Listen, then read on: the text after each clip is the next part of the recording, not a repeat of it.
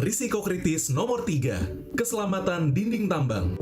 Keselamatan dinding tambang adalah segala kegiatan atau pekerjaan di area dinding front penggalian atau dinding timbunan.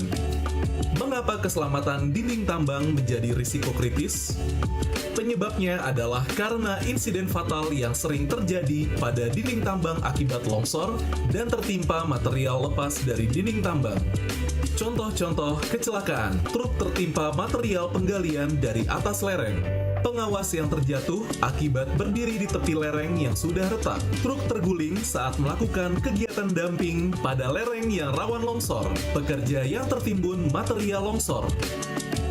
Apakah yang harus dipahami untuk mencegah kecelakaan akibat bekerja di dekat dinding tambang?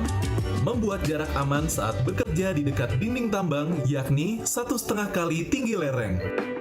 Jika Anda adalah pekerja yang bekerja di atas dinding tambang, perhatikan ketentuan sebagai berikut. Setiap pekerjaan harus dilakukan di belakang berm atau tanggul pembatas. Setiap orang yang berada dekat dinding tambang perlu memahami gejala-gejala dinding tambang berpotensi longsor, seperti contoh di samping: reruntuhan material kecil di dinding tambang, retakan memanjang dari atas ke bawah pada dinding, turunnya elevasi sebagian permukaan di atas dinding, adanya retakan di atas dinding, munculnya genangan air, terjadinya lendutan pada dinding tambang.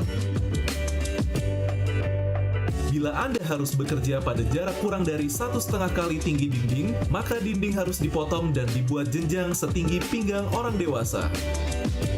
Pekerja atau pengawas pekerjaan juga perlu memahami hal-hal yang dapat menyebabkan dinding tambang tidak stabil, seperti 1.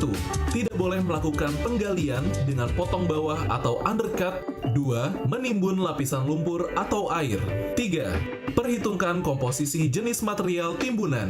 4. Penggalian dan pembentukan dinding tambang harus sesuai dengan kajian teknis. Inspeksi di tempat kerja meliputi pastikan tidak ada genangan air di atas lereng, memastikan penerangan memadai di waktu malam hari, beri rambu pada area dinding tambang yang rawan longsor, lakukan pemantauan pergerakan dinding dengan memasang patok prisma, laporkan jika terdapat tanda-tanda pergerakan lereng.